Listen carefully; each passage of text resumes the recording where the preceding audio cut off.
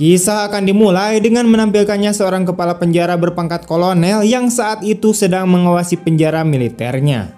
Tak lama kemudian, seorang bawahannya memberitahukan bahwa seorang letnan jenderal yang menjadi tahanan akan dipindahkan ke penjara mereka. Sebagai seorang kepala penjara, hal ini tentu saja menjadi kebanggaan tersendiri bagi Kolonel Winter, di mana ia bisa secara langsung menyambut kedatangan orang yang paling disegani di dunia militer Amerika Serikat. Kedatangan sang jenderal tampaknya telah menyebar di kalangan para tahanan. Hampir setiap tahanan, termasuk seorang mantan tentara bernama Yates yang kini bekerja sebagai bandar judi di antara para tahanan. Tidak lama kemudian, orang yang ditunggu-tunggu pun akhirnya datang, yaitu Letnan Jenderal Irwin. Irwin dijatuhi hukuman 10 tahun penjara karena tidak mematuhi perintah presiden dengan mengirimkan pasukan AS ke Burundi dalam sebuah misi yang mengakibatkan tewasnya 8 tentara. Sang kepala penjara mengagumi Irwin dan berencana untuk meminta Irwin menandatangani salah satu koleksi buku perangnya. Irwin kemudian berbincang singkat dengan salah satu sipir penjara sementara Winter mengambil bukunya. Irwin secara terbuka mengkritik koleksi artefak militer Kolonel Winter yang tak ternilai harganya, menyebutnya sebagai sesuatu yang tidak akan pernah dimiliki oleh seorang veteran perang. Benda-benda milik Winter hanya akan mengingatkan mereka akan penderitaan yang mereka alami selama perang. Tanpa sepengetahuan Irwin, Winter mendengar komentarnya dan kemudian tersinggung, meskipun pada kenyataannya dia tidak pernah terlibat dalam langsung pertempuran. Lantas, Winter pun mengurungkan niatnya untuk meminta tanda tangan sang jenderal. Irwin hendak meninggalkan ruangan Winter ketika ia bertemu dengan Aguilar, yaitu seorang tawanan yang memberikan hormat kepada sang jenderal.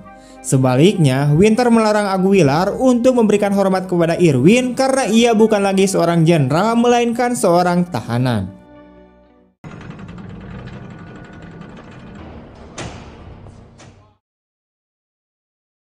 Keesokan harinya, ketika semua tahanan berada di lapangan untuk melakukan kegiatan bebas mereka, sebuah pertengkaran terjadi dan mengakibatkan kerusuhan. Irwin menyaksikan dari pinggir lapangan ketika alarm peringatan berbunyi dan para penjaga penjara berusaha menertibkan kekacauan dengan menembak narapidana yang memulai kerusuhan dengan peluru karet. Sementara itu, Kolonel Winter hanya menyaksikan situasi dari kantornya. Saat makan siang, para narapidana menemui Jenderal Irwin dan mengadukan penyiksaan yang dilakukan oleh Kolonel Winter dan para sipir, termasuk kematian beberapa narapidana akibat peluru karet. Para tahanan berharap setidaknya Irwin dapat meneruskan keluhan mereka kepada relasi-relasinya di pemerintahan untuk mengambil tindakan tegas terhadap Kolonel Winter dan anak buahnya. Namun, Irwin mengatakan bahwa ia hanya ingin menjalani hukuman di penjara ini tanpa terlibat dengan siapapun. Irwin kemudian dikunjungi oleh Aguilar yang lagi-lagi memberikan hormat kepadanya. Aguilar tidak bisa menyembunyikan kekagumannya pada salah satu veteran perang paling terkenal di Amerika Serikat ini. Irwin dan Aguilar kemudian berbincang santai tentang sikap hormat dalam sejarah militer dan tanpa mereka sadari, Kolonel Winter memperhatikan mereka dari kejauhan.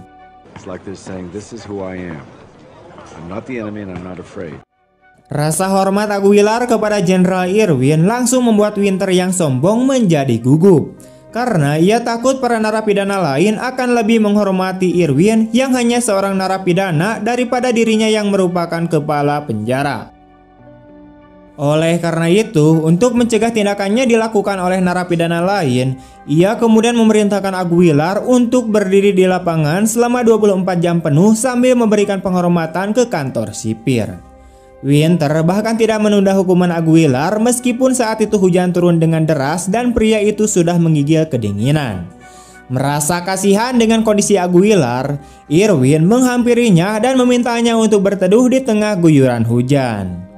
Karena tindakannya itu, Irwin harus menerima teguran dan pemukulan dari penjaga penjara atas perintah Kolonel Winter. Irwin kemudian menegur Winter akan hak-hak yang dimiliki oleh para narapidana selama berada di dalam penjara. Namun Winter langsung membalas perkataannya dengan menyebutkan peraturan-peraturan yang harus dipatuhi oleh para narapidana. Salah satunya adalah tidak boleh mengganggu tugas para sipir penjara. Karena kekagumannya pada Irwin sudah luntur sejak mendengar komentar sang jenderal tentang koleksi benda-benda perang miliknya, Winter memerintahkan pria itu untuk mengangkut batu-batu besar. Hukuman yang harus dijalani oleh Irwin tersebut malah dijadikan ajang taruhan oleh Yates, dan para tahanan pun mulai bertaruh apakah sang jenderal mampu menyelesaikan hukumannya atau menyerah di tengah jalan.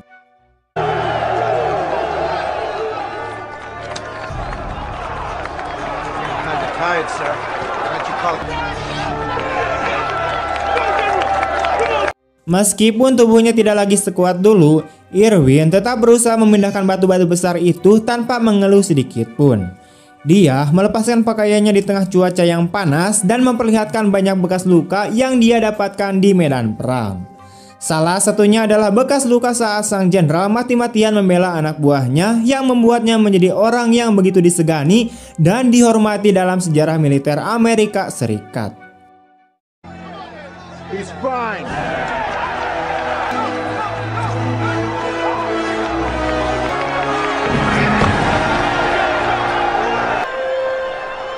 Meskipun hukumannya ditambah menjadi 1 hari penuh dan dia harus mendekam di sel isolasi setelahnya, Irwin tetap berusaha keras untuk menyelesaikan karyanya.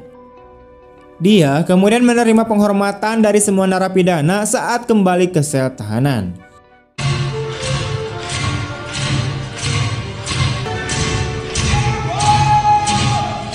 Para narapidana menganggap ketulusannya dalam menjalani hukuman adalah semangat yang dimiliki oleh seorang pejuang sejati.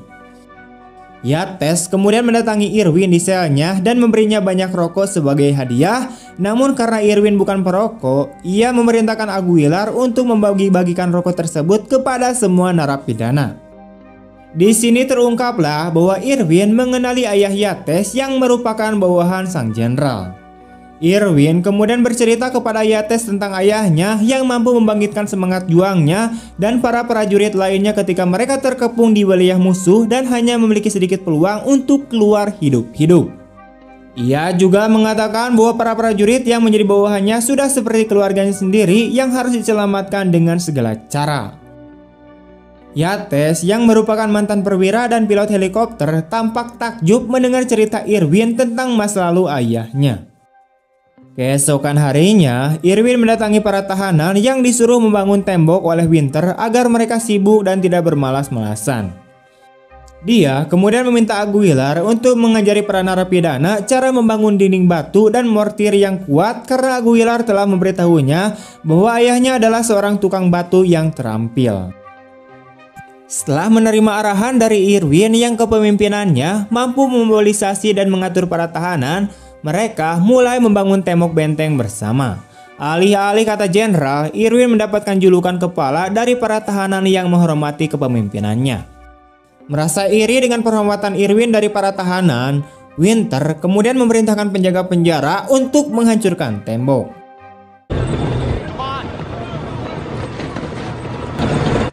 Sound the horn.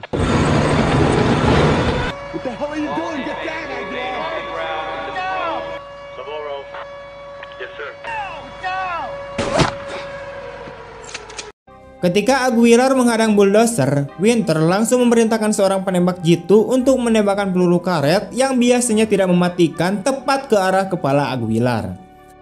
Tembakan itu langsung membunuhnya. Setelah tembok-tembok itu hancur, Irwin dan para narapidana memberikan penghormatan terakhir kepada Aguilar dengan formasi yang sama dengan penghormatan kepada tentara yang gugur di medan perang.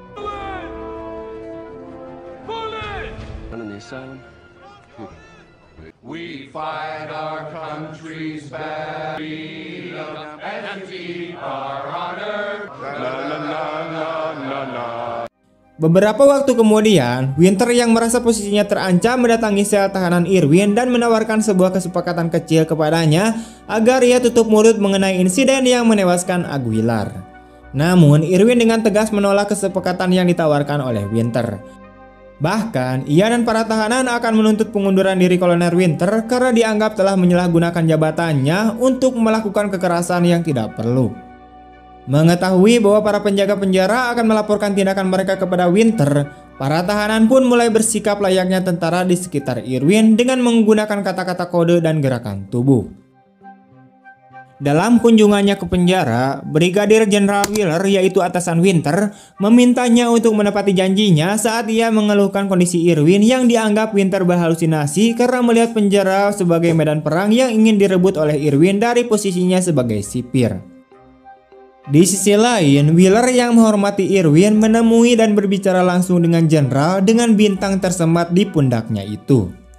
Dia mendengarkan keluhan Irwin dan para tahanan tentang kesewenang-wenangan Winter. Wheeler kemudian menyuruhnya untuk mendapatkan bukti yang valid tentang kesalahan Winter sehingga dia dapat mengambil tindakan terhadapnya. Setelah itu, Irwin dan beberapa narapidana yang paling dekat dengannya mulai merencanakan untuk menggulingkan Winter dan mencopotnya dari jabatannya sebagai kepala sipir.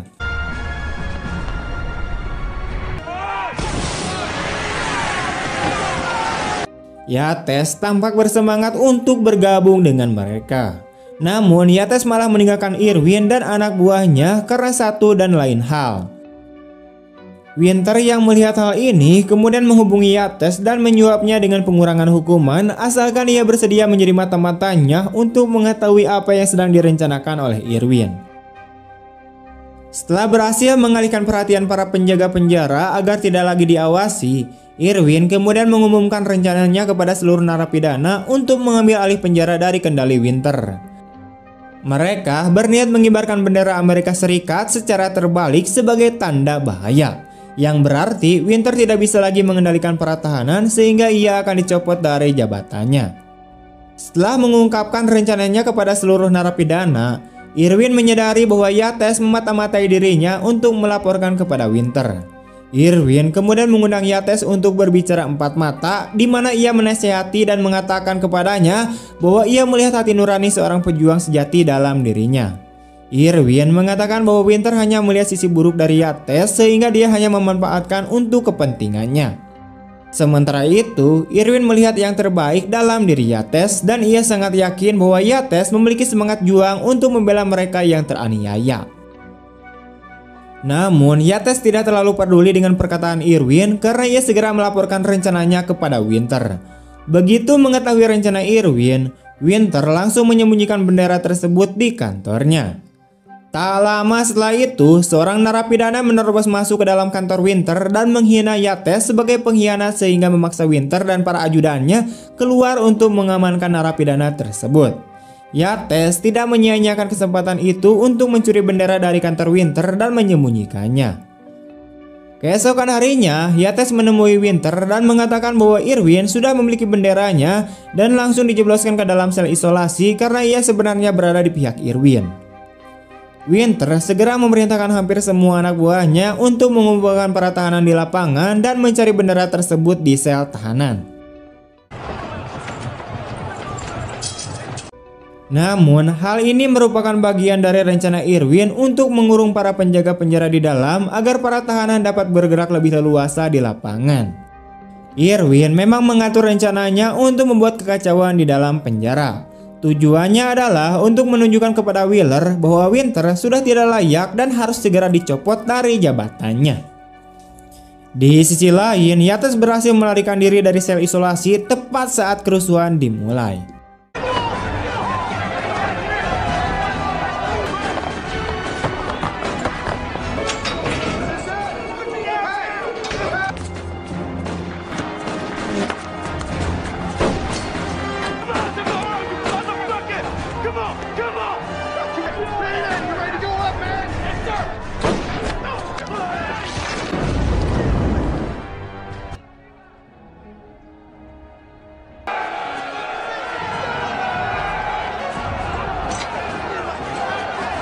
Salah satu narapidana berhasil mencapai ruang komunikasi dan menelpon Wheeler untuk melaporkan kekacauan di dalam penjara dan ketidakmampuan Winter mengendalikan para narapidana. Winter segera menurunkan pasukannya yang tersisa untuk memukul mundur serangan para narapidana yang bergerak di bawah komando Irwin.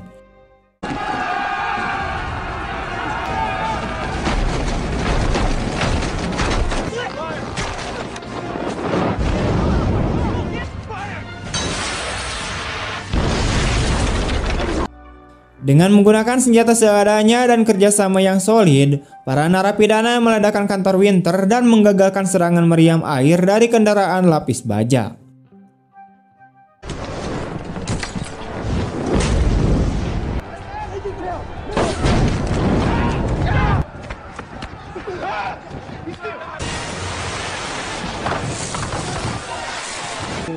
Cut it off.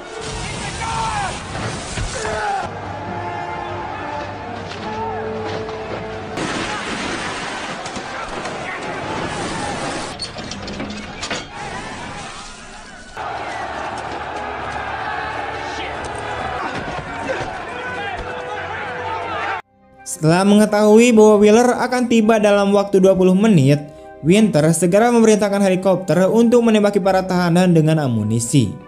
Irwin yang telah mengantisipasi hal ini meminta para tahanan untuk membantu Yates mengambil alih helikopter. Load the water can.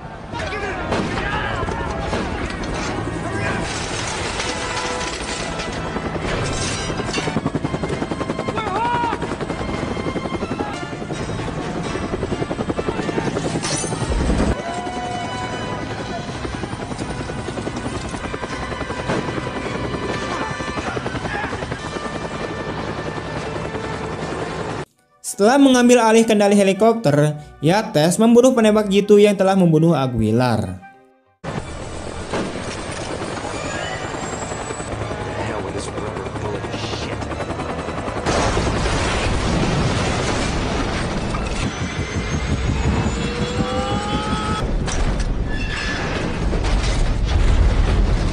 Come on.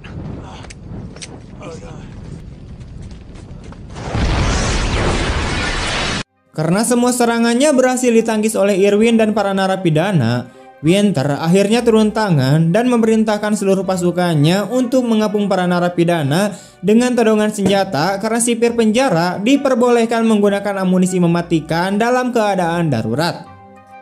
Winter kemudian memerintahkan para narapidana untuk tiarap, namun mereka mengabaikannya hingga akhirnya ia memperingatkan para narapidana bahwa penembak jitu yang ditempatkan di atas mereka akan menembak jika mereka tidak menurut. Irwin kemudian memerintahkan rekan-rekannya yang sesama narapidana untuk tiarap, sebab ia tidak ingin ada lagi korban jiwa dan mereka semua segera menuruti permintaan sang jenderal. All prisoners down on the ground. Wait. Men, get down.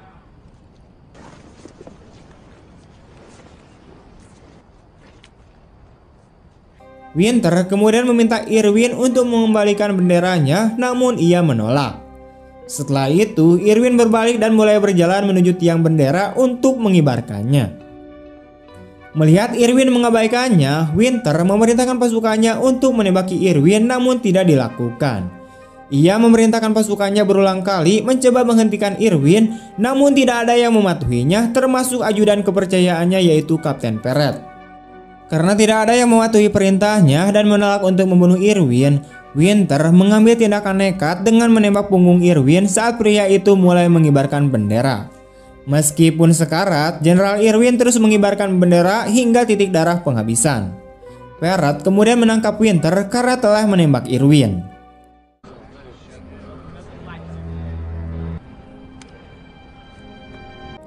Setelah itu, para tahanan yang telah berdiri kembali mulai memberikan hormat kepada bendera. Winter pun sangat terkejut saat mengetahui bahwa Irwin telah mengibarkan bendera dengan benar, yang berarti dia telah menembaknya dengan sia-sia. Film ini diakhiri dengan bendera yang berkibar di atas tembok penjara ketika Jenderal Wheeler tiba. Kolonel Winter segera dibawa pergi dengan diborgol. Para narapidana kemudian membangun tembok baru sebagai peringatan bagi rekan-rekan mereka yang gugur, di mana nama Aguilar dan Irwin termasuk di antara mereka yang terukir di tembok kastil. Tamat. Oke, gimana tanggapan kalian tentang film ini? Tulis di kolom komentar. Sekian dulu untuk video hari ini. Jika kalian suka dengan video ini, jangan lupa untuk like, comment, share kemanapun kalian suka. Terima kasih telah menonton. See you next time and bye-bye.